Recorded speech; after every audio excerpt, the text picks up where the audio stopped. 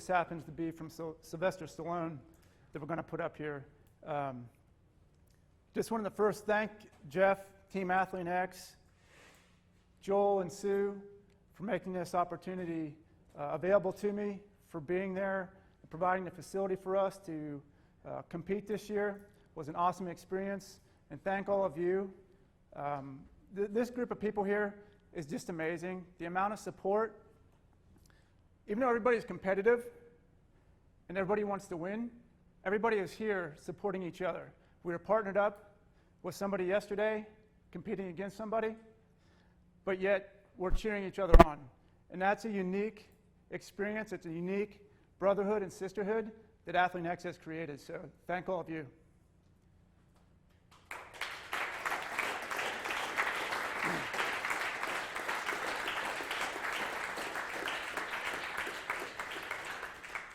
So just a heads up, guys, my chemo treatments left me with a persistent cough. So if you see me coughing here and there, that's why.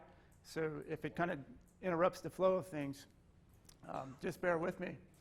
My wife, Kelly, came with me this year, and on the way up, it was interesting. We came from Pittsburgh, Pennsylvania. We have 3 kids, Chloe, 10, Luke, 8, and Maxim, 6. And a chocolate lab who just turned 4. And interestingly enough, the dog, we got a Chase Lounge at the end of our bed, and that became his bed. And that's where he's always slept. And then my son, Luke, who's 8, wanted the Chase Lounge in his room. So I'm like, you can have the Chase Lounge, but you also get the dog. So we moved the dog over into Luke's room, and the dog doesn't seem to quite get it yet. He still ends up back in our room, but there's no Chase Lounge, so he comes into the bed. And then usually one of the kids ends up, Maxim, the youngest, will usually end up in our bed once or twice a week. So on the way up, we're saying, wow, this is awesome. And this is actually the first time that we've been anywhere without our kids in 10 years together. I've been away from the family, worked in sales and sales management, so I've been away from the family at weeks at a time here and there. But first time we've been away without our kids in 10 years, and we're talking about, man, it's going to be so peaceful. We're going to sleep so well. We're going to have this dog in our bed. And the interesting thing was, it was Friday night, actually, the wee hours of Saturday morning. We're on the 6th floor, room 681. And we shared this, we've talked about this. And I wake up at like 1 o'clock in the morning, 2 o'clock in the morning, and hear this, boof, boof, boof, boof. And it was kind of like that. I wake up, there was that one skit with Saturday Night Live, I think it was Will Ferrell and Jimmy Fallon, where they're like, and I'm like waking up, like, what the hell's going on here? The wall was literally shaking and vibrating because there was a party in the room right next to us and across the hall. So I'm like, man, these guys got to stop. Well, 2 minutes later, we hear knock on the door, not our door. We hear somebody knocking on the door across from us, and somebody says, Stanford, please open up. So I jump out of bed, and I'm going over to the door, and she's like, you can't go out there. I'm like, no, I'm not going out. I just want to hear what they're saying. So I'm over there looking out the peephole and trying to listen to what they're saying. And the kids come to the door. I think they're high school kids. I think it was a high school graduation or something. But they were obviously drinking. And next thing I hear the cops say, are you guys smoking, as in smoking weed? I think the kid maybe said no. And the cop says, I think you're lying. I think we need to call in the dogs to sniff this shit out. So I'm like, oh, man, things are going to get real interesting. So he said, you guys got to cooperate. We're going to start taking people out of here in handcuffs.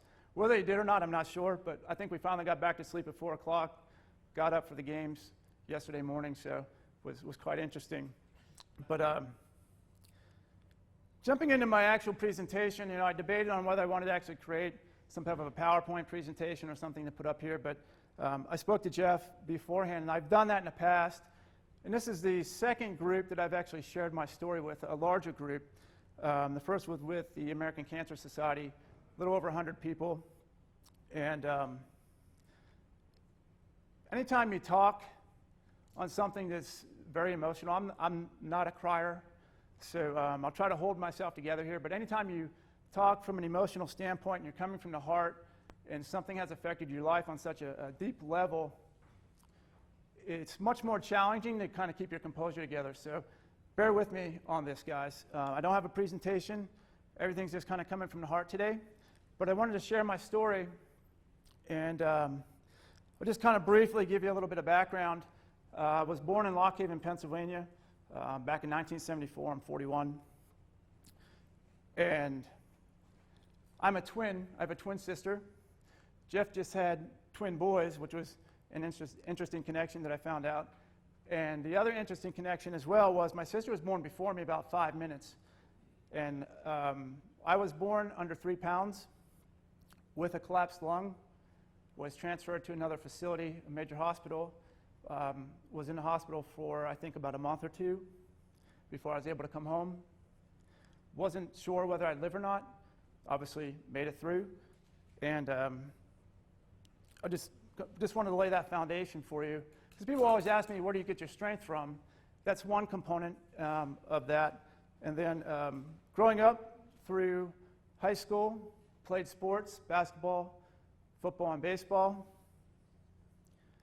Had 2 opportunities to play athletically in college.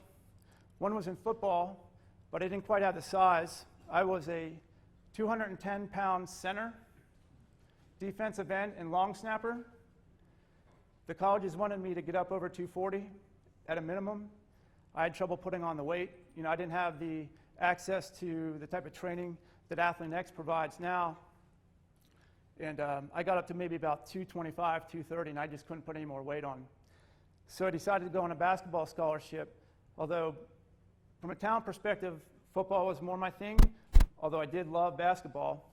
Went to Penn State to play basketball on a partial scholarship as part of a developmental program. Played there for a year. Some other things were going on in my life. I had an injury and some other things happened, and ended up leaving the basketball program. I actually left school. I dropped out of college at that point, and I went in the military. Was in the United States Navy out in San Diego. 2 years in, I was doing some cross training with Special Forces, SEAL Team 4, out in San Diego. Was injured again. And at the time, this was the early to mid-90s, 93, 94, 95. And at the time, Bill Clinton was our president, had made cuts in military healthcare expenditure. So rather than fixing the problem while I was there, they put me on a medical separation. They wanted me to go back to Pennsylvania, see doctors back home, have the problem fixed within 6 months, and then return. Got home. They actually sent me on a Greyhound bus, by the way, from California. That was real nice. But got back home. I had a partial tear in my calf, 2 torn meniscus in my knee, and was scheduled for surgery, but they couldn't get me in for like 3 months. So I said, I'm not going to sit around for 3 months waiting. I only have 6 months to get back. So I actually went to physical therapy, did chiropractic. Probably took maybe 6-7 months to fully heal. Regained my normal activities and so forth. But at that point, I had exceeded my separation from the military, and then I was discharged at that point.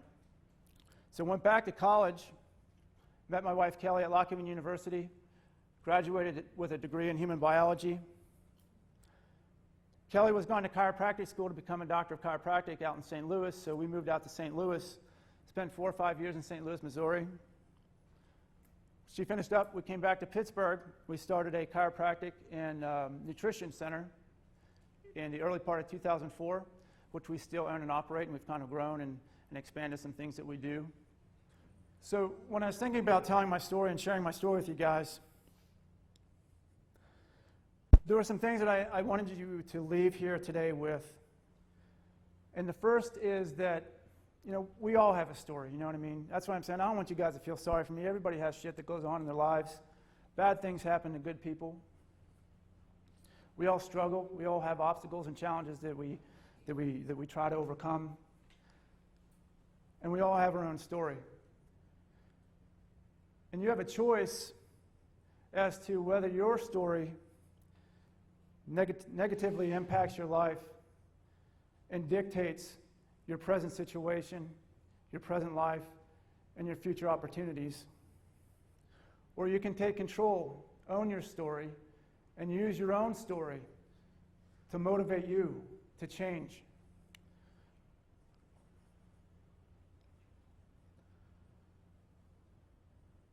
You know, it's been said that God uses our current situation to connect us with future opportunities. And this is not a platform that I wanted. I didn't ask for it. But I've never complained about having cancer. I don't cry about having cancer. I don't blame anybody for me having cancer. I just own it. This is my life now, and I can either sit around and cry and be in self-pity, make excuses as to why I can't beat it.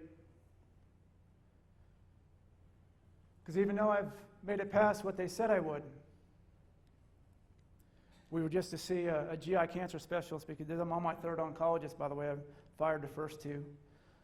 So now I'm my third, because I don't understand why they didn't send me if I have a rare GI cancer. And something I forgot to tell you guys is that when I was diagnosed after the surgery, I had a rare dual primary cancer, 2 different types of cancer growing simultaneously. The first was the most common, adenocarcinoma of the colon. The second was the most rare, signet ring carcinoma. It accounts for only 0.01% of all cancers. So the doctor said the chemo won't cure you, and I knew the chemo wasn't a cure anyway. But from day one, I knew that I couldn't rely on medical treatment to cure me. So I started doing research and looking at the different types of treatments and alternative cancer treatments that are used around the world. Before I even started chemo, I didn't want to do chemo, so I did an alternative cancer treatment from Panama. And I actually didn't have to go to Panama, but I did have to spend $20,000 out of pocket for the treatment. Did it under the guidance of a medical doctor in Pittsburgh who had an affiliation with this clinic in Panama. Was able to self-administer the treatment at home under her guidance. Worked well for 6 months. The cancer wasn't metastasizing. They weren't picking up anything in my first post-surgical scan. And then 6 months after starting the treatment,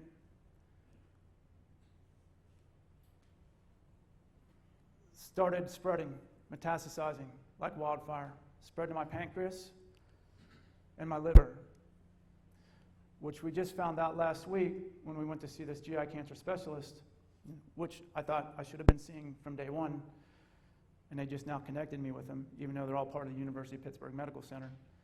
And this guy has a pulse on the national scene as to what's going on with clinical trials and experimental treatment. That we found out that colon cancer doesn't spread to the pancreas. It's very, very rare for a colon cancer to go to the pancreas. My last scan, about 2 months ago, showed that there was no longer cancer in my pancreas, but it was still around my liver. It's actually not in my liver, it's on the surface in the peritoneal lining around my liver, which doesn't have as much blood supply in the peritoneal lining. So the cancer treatments or the chemo treatments aren't as effective. So throughout the course of the chemo that I've had so far, what's on the surface of my liver hasn't changed. It's still there. And they said, it's not going to go away. There's nothing more we can do. All we can do is continue chemo indefinitely, every 2 weeks, try to buy you more time. But I knew from day one that I couldn't rely on medical treatment to cure my cancer. Today I have over 30 supplement products that I use, that I've researched. I take between 115 to 125 pills and capsules a day. When I had my chemo, when I first started, I'd go into the cancer treatment on Mondays. I always wanted to do it on Monday for a couple of reasons. I coach 2 soccer teams, an in-house recreational team, and a travel all-star team. coach baseball. All this stuff usually happened towards the end of the week and the weekends, and I don't want to be sick because these kids rely on me to be there for them. So I did my chemo treatments on Mondays. Initially, it wiped me out, like I said, for 10 days or so. And I finally got to a point where I'm able to do it maybe 3 days, 4 days at most. I'm in bed sick with chemo. And people ask me, well, what does it feel like? I don't drink, and even before cancer, wasn't a big drinker. I did drink in college, but I said, it feels like the worst hangover you've ever had with the flu simultaneously. So I'm at a point now where I've got a system or routine down. I go in for my chemos on Monday, and my goal is to be out of bed by Thursday morning so I can get back in the gym and train.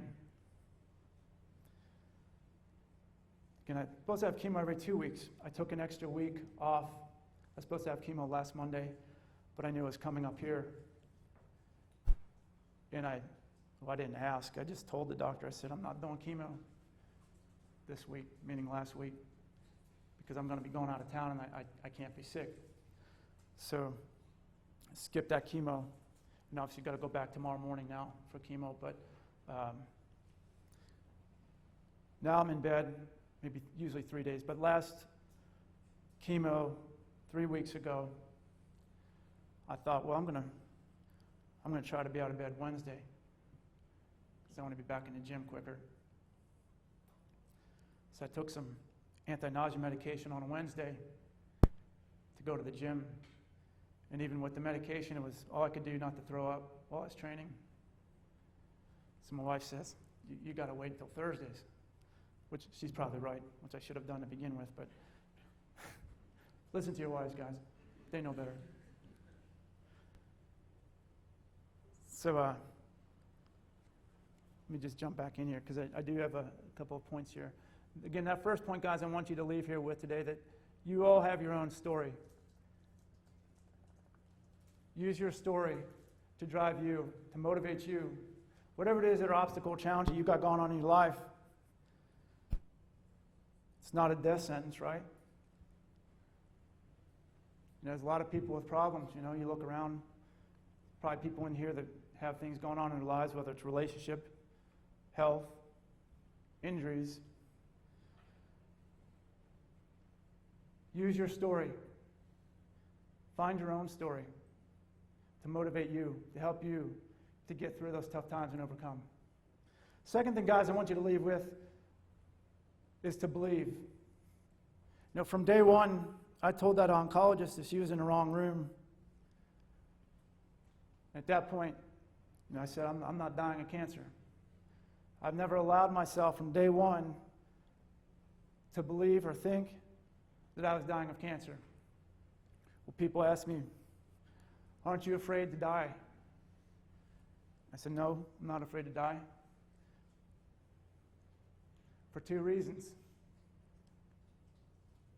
First is, I know where I'm going if that does happen. Second thing was that I believed that I would win, and I still do. Doctors aren't always right. They don't know everything. I'm not a statistic. I've had my story. Let those things drive me every day. There's something called the 80-20 rule, and we'd use this in sales. It was 80% of your business comes from 20% of your clients. So you want to focus a lot of time and take care of those 20%.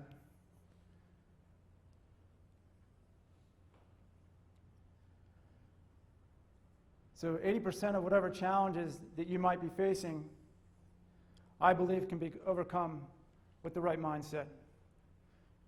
You just have to believe. And Joel, when we were over at the CrossFit place the other day, I failed trying to get up that last power clean, the heavier bar that we had out. had some self-doubt about doing it again. Joel said, do it again. And I kept thinking to myself, man, I can't do it. 5 seconds later, I said, I'm making excuses. I can do this. And I said to myself, and I didn't tell anybody else, I'm not leaving this place until I do it. And I was telling Joel yesterday, I had my cell phone with me. I use Google Maps for turn-by-turn when we're driving. I told him if I had to stay here and use my Google Map turn-by-turn to walk back to the hotel, I was not leaving until I got that clean. So Joel said, do it again. Second time I did it, I got it. He said, good, take a break. And I could see we were getting ready to pack up and we were getting ready to leave, and I told myself, I got to do this one more time. Just make sure that second time wasn't a fluke. So I did it again and got it. So guys, believe in yourself. Don't allow that negative self-talk in your head to limit you. Because if you start convincing yourself up here that you can't do something, guess what? You're not going to do it. So when you catch yourself, you got that, whatever it is, anxiety, fear, worry, comes into that back of your head, you got to shove that stuff out. You got to reframe things and say, I can do this, I will do this.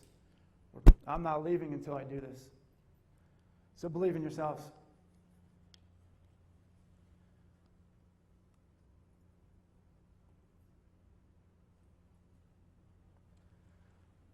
Next up is operate with integrity.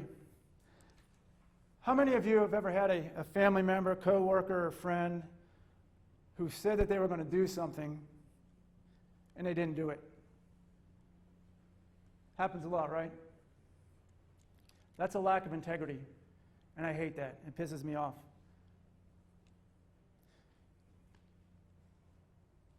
Integrity means if you say you're going to do something and you do it, you don't make excuses. You told somebody you're going to do something, and you better damn sure make sure it happens. I told doctors that I wasn't going to die. And I wasn't going to let myself die because I said I wasn't going to die. That's integrity. I said I wasn't going to do it. Wasn't going to die.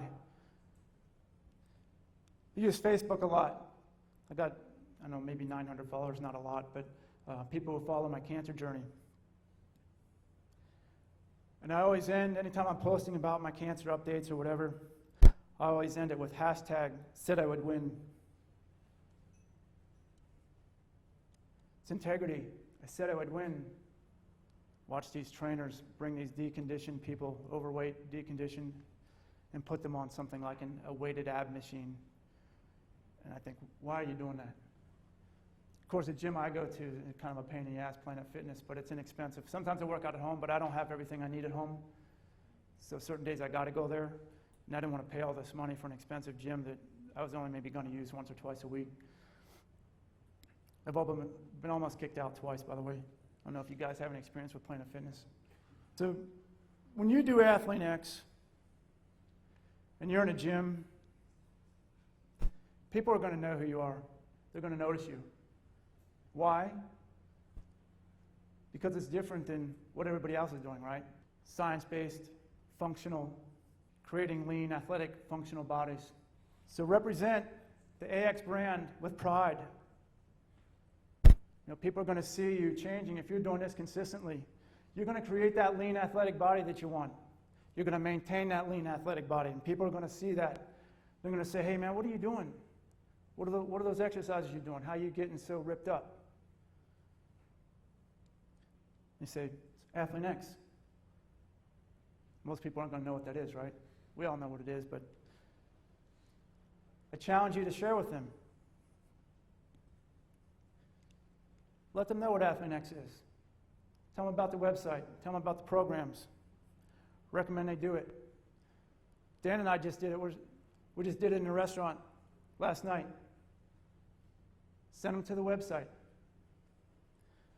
Challenge you to go out there and spread the word. How's that happen? all of you. Things doubled this year because the people who were here last year went out and started talking about Athlete X. Started going to the gym. People were watching you. They want to know, hey, what are you doing? How can I do it? Show them the way, guys. See if we can get both of these rooms next year. And of course, don't forget to get the t-shirt. Always be repping.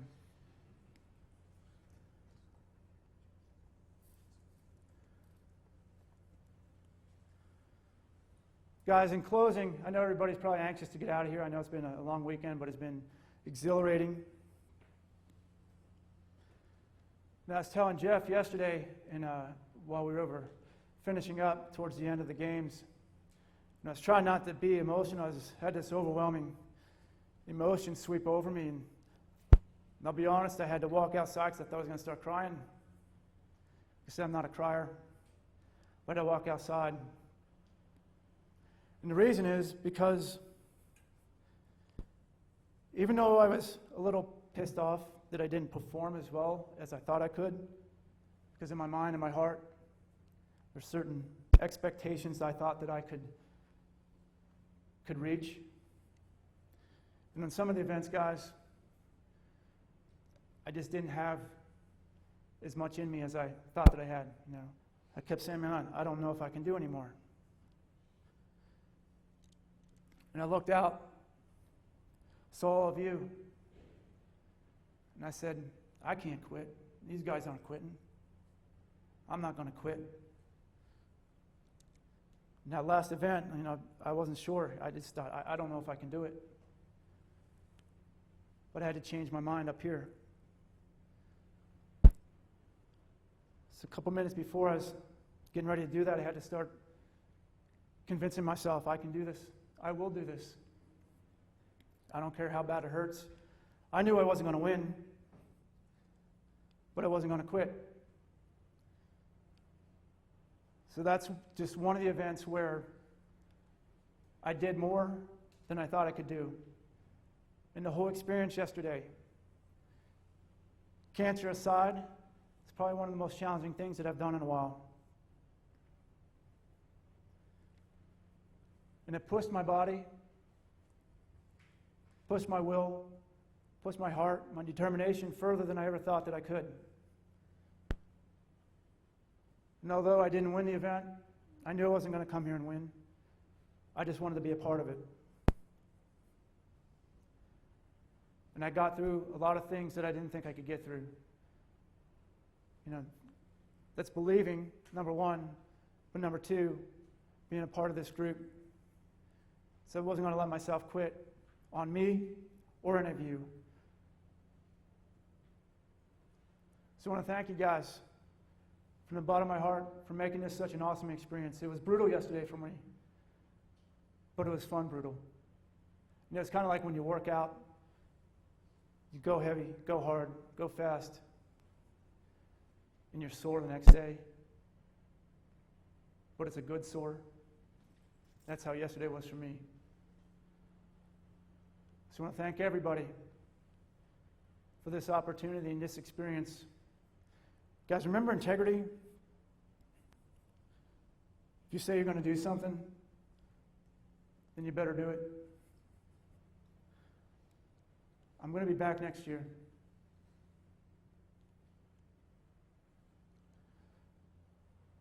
Guys, real quick, that's pretty much the end, guys, but I did want to leave you with, I'd like to stay connected with many of you. Anybody who wants to stay connected, you can connect with me on Facebook. It's Mike James Bauman, B-A-U-M-A-N. Getting the last name Bauman, B-A-U-M-A-N.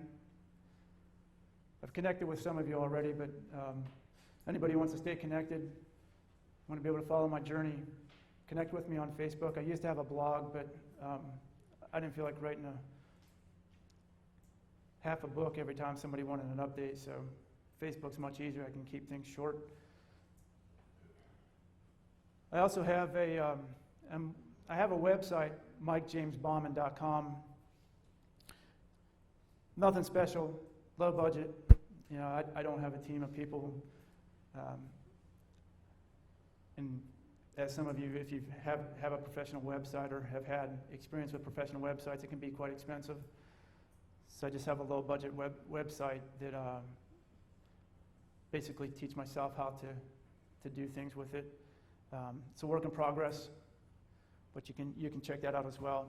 I also have another Facebook page called Cancer Battleware. I don't know if any of you have saw the black shirts that I was wearing. It said Cancer Battleware, had my logo, has a barbell and 3 stars under it. So that Facebook page is active as well. If you want to follow that, you can follow that as well. My intent with that is I started creating those shirts when I came out of surgery. I had this overwhelming sense of responsibility to use what I was going through and what I was going to be going through to help other people. So I started creating t-shirts with motivational and inspirational messages on them. And that's what Cancer Battleware is. Again, it's somewhat low budget. And I don't have a website for Cancer Battleware right now. I was using Teespring. I don't know if you guys are familiar with Teespring for making shirts, but was using Teespring. So I have like a teespring.com Cancer Battleware or /Cancer Battleware. But I'm working on getting a website up for Cancer Battleware outside of Teespring and working with different printers where I can have more control over the design aspect of things. So that's how you can stay connected, guys. I really want to stay connected with you, and I look forward to seeing you all again next year because I'm going to be here. Integrity, guys. I'll be here. Thank you.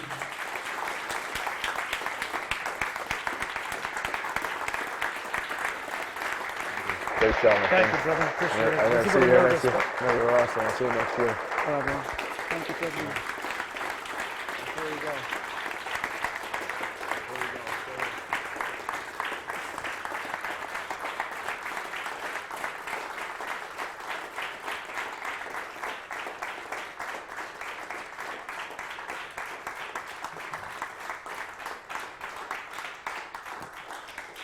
Just told Michael that he beat me to it.